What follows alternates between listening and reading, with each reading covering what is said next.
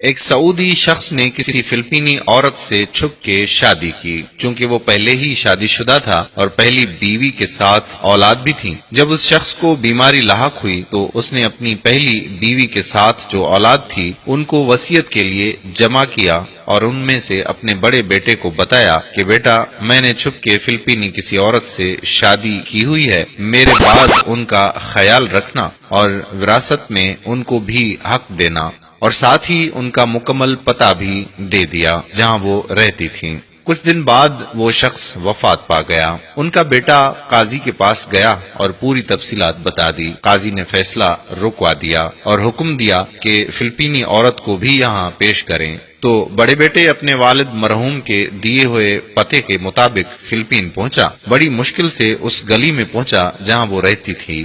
دوسری طرف وہ عورت جو اس کے والد کی زوجہ تھی، انہیں دیکھ کر ہی بتا دیا کہ میں وہی عورت ہوں جو تو تلاش کر رہا ہے، اور مجھ تک یہ خبر بھی پہنچی ہے کہ میرے شوہر کا انتقال ہو گیا ہے۔ تو بیٹے نے بھی ساری تفصیلات بتا دی اور ان کو سعودیہ کی طرف سفر کے لیے قائل کیا، اور اپنی دوسری ماں کو لے کر سعودی پہنچے اور سیدھا قاضی کے پاس گئے۔ تو اس عورت کے حصے میں 8 لاکھ ریال آیا، جو پاکستانی روپیوں میں تقریباً 2 کروڑ اور 16 لاکھ کے لگ بھگ بنتے ہیں، اور ساتھ ہی قاضی نے حکم دیا کہ ان کو عمرہ کی ادائیگی کے بعد فلپین روانہ کیا جائے۔ بڑے بیٹے نے ایسا ہی کیا۔ اس کے واقعے کے ٹھیک 4 سال بعد بڑے بیٹے فلپین اپنی دوسری ماں سے ملنے اور حال احوال پوچھنے کی غرض سے گیا، تو وہاں پہنچ کر اس کو بہت ہی تعجب ہوا، اور اس نے کہا کہ ماں جی، آپ کو اتنی بڑی رقم وراثت میں ملنے کے باوجود وہی پرانے خستہ حال مکان میں رہ رہی ہیں۔ ماں جی نے اس کا ہاتھ پکڑ کر ایک جگہ پر لے گئی جہاں ایک بڑا اسلامی ادارہ قائم تھا۔ وہاں حفظ القرآن کا شعبہ بھی تھا اور یتیم خانہ بھی تھا۔ ماں جی نے کہا کہ بیٹا، سر اٹھا کر ادارے کے بورڈ کی طرف دیکھنا۔ بورڈ کو دیکھ کر بیٹے کی آنکھوں میں آنسو امڑ آیا، کیونکہ بورڈ پر ان کے والد کا نام لکھا ہوا تھا۔ اس نیک صفت عورت نے کہا کہ میں نے یہ ادارہ اپنی وراثت کے پیسے سے بنایا ہے اور اپنے شوہر کے نام پر وقف کیا ہے تاکہ ان کو اس ادارے کی وجہ سے ثواب ملتا رہے۔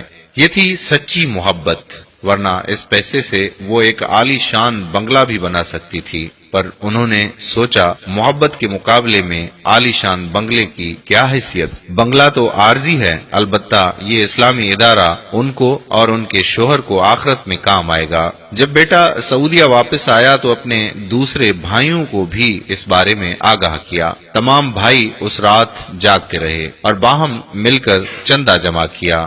اسی ایک رات میں 5 ملین ریال اپنے والد مرحوم سے منسوب اس ادارے کے لیے انہوں نے چندہ جمع کر لیا، جس کو ان کی دوسری ماں نے ان کے والد سے بے لوث محبت کی بنیاد پر قائم کیا تھا۔ سبحان اللہ! یہ واقعہ وہاں کے عربی اخبار میں بھی چھپ چکا ہے۔